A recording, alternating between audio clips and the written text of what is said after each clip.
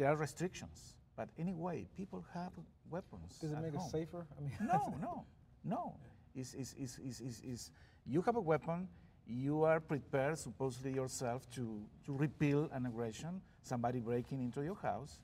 But then, if you kill somebody inside your house, it's different like here. Yeah. Because here you have the right to defend yourself against a trespasser, right?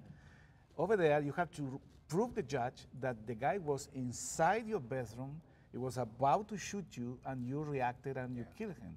The burden of proof is for you, not for the other guy who was killed. So you think twice before having a gun down there. We can take this discussion and we can distill it down to really simple terms in terms of what we're facing with the next ruling. And that is, the Supreme Court has already ruled that the citizens of Washington, D.C.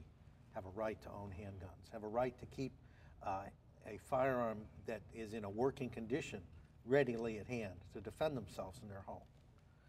Now, the next ruling is that also apply to everyone in the United States? In particular, does it apply to the people of Chicago, or are they somehow less deserving or less able to handle it than somehow the citizens of Washington, D.C.? When in fact we're looking at exactly the same kind of urban environment with exactly the same kind of urban pressures. But it's not exactly the same under the Constitution. Yeah. Under the Constitution, Washington, D.C. falls as a federal enclave under federal jurisdiction. And there's a long history, looking back at the 10th Amendment, of state rights, particularly when it comes to police powers, of allowing states and localities to set their own rules and regulations. So therefore, if the city of Chicago and the constituents in a representative democracy duly elect our legislators and they enact a gun ban, I mean, we ought to be able to have it. This is a federalism question. Right. And it's being argued, with all respect to the National Rifle Association, it's being argued by people who are crying for individual liberties and freedoms and local control. And it's basically essentially saying, well, no, local control does not matter. The federal government must, protect these rights overall. And so it appears to be inconsistent to me. I mean, if the localities can best determine the needs for their individual communities, then let them. We've been shown time and time again that these kinds of things that federalism talks about are applicable when you talk about, well, I want to have a tax on beer or a tax on whiskey or an additional tax on tires, okay? But it doesn't talk about local control over fundamental civil rights like religion, like freedom of expression, freedom of the press. But the court has selectively incorporated those. Of course, sure they have. And one of the reasons for having the incorporation, one of the reasons for having the 14th Amendment in the first place was to protect the rights of freedmen after the Civil War. Yeah.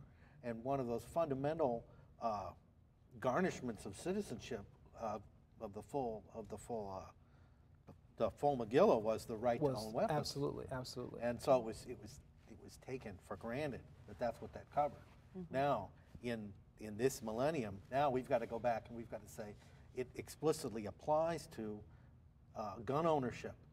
14th And they've Amendment had to do that with protection. all of the Bill rights. Yeah, but wait, here's the other thing though. Even when the Second Amendment was passed, there were restrictions on where you could carry a firearm after the Second Amendment was passed.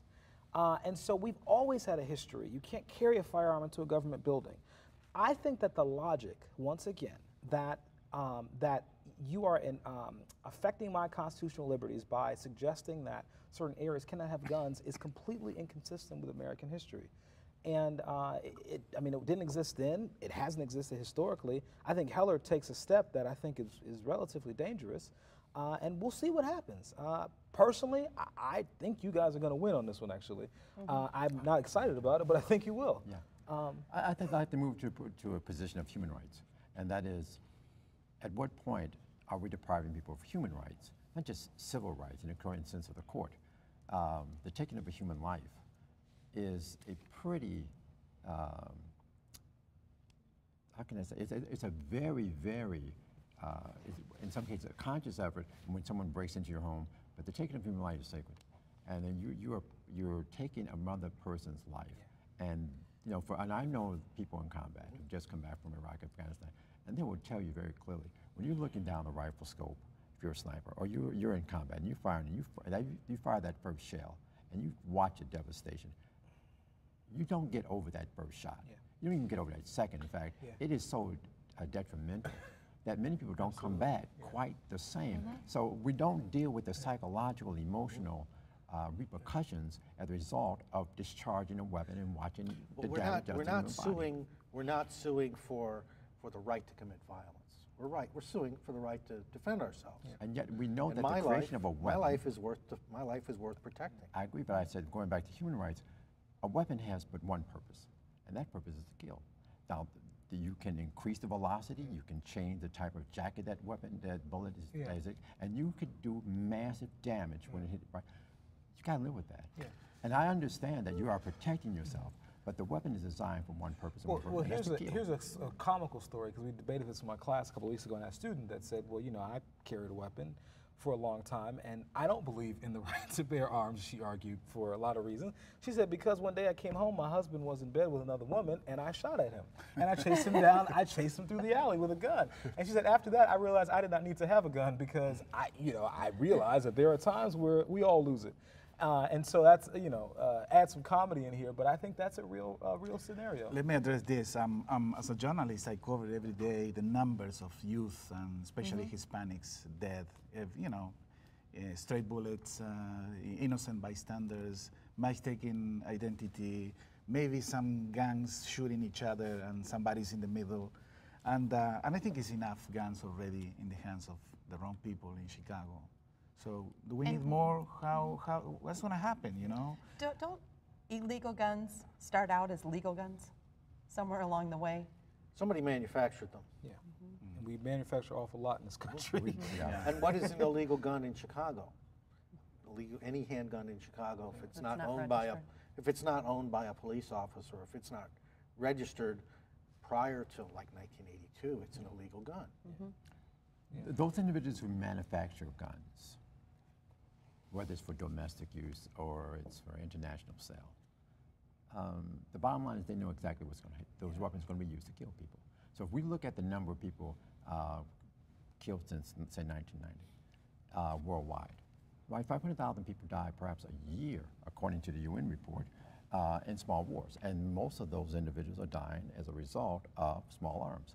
Small arms are the weapons of mass destruction, and I don't think that we can talk about the selling of arms in the United States without looking at the larger picture of how those weapons are also sold overseas, because the same thing happens. You're taking lives. They perpetuate conflicts all over the world, and the result, large number of people die. Sierra Leone, Rwanda, Burundi.